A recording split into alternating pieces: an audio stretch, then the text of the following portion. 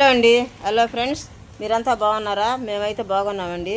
వర్షాకాలము వేడిగా అన్నం వండుకున్నా, దోశ పోసుకున్నా, ఇడ్లీ పెట్టుకున్నా మనం తినడానికి కారంగా పప్పుల పొడి చేసుకుంటున్నాము.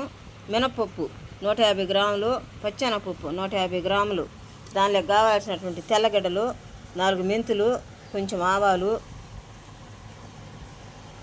ధనియాలు, జీలకర్ర, ఒక 100 గ్రాములు ఎండుమిరపకాయలు, ఇవన్నీ ఎర్రగా దోరలుగా వేయించి పొడి చేసుకొని ఇలాంటి గాజు సీసాల్లో పోసి పెట్టుకున్నామంటే 4 రోజులన్నా ఏం కాదు, 10 రోజులన్నా ఏం కాదు.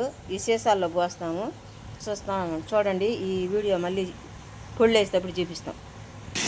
ఇలాగన్నీ సన్న మంట మీద కొంచెం చింతపండు కూడా వేసుకోవాలి. సన్న మంట మీద లైట్గా ఎర్రగా దోరలుగా వేయించుకొని తింటా ఉంటే ఈ పొడికి ఉన్న వాల్యూ ఇంకొక దానికి రాదండి. చాలా టేస్ట్ ఉంటుంది. జ్వరం వచ్చినా, జలుబు చేసినా కారంగా వేసుకుందంటే కడుపు నిండా అన్నం తినొచ్చు. అలాగే జలుబు ఎండగా తగ్గుతాయి ఈ విధంగా చేసుకుందంటే. వర్షాకాలం మాత్రం ఇది సూపర్గా ఉంటుంది. మనం ఎప్పుడు ఒకేలాగా కాకుండా వేరుగా చేసుకొని తినాలి కదా. వేడిగా చేసుకొని నెయ్యి వేసుకొని వేడి అన్నంలో తింటే సూపర్గా ఉంటుంది. అది మా పాప చెప్తుంది కదా, వేడి అన్నంలో నెయ్యి వేసుకొని తింటే ఇంకా ఎంతో టేస్టీగా ఉంటుంది. చూడండి, చక్కగా ఎర్రగా వేస్తున్నాము. వేగిన తర్వాత మొత్తంగా కలిపినాము. పొడి వేసిన తర్వాత చూపిస్తాము. చాలానే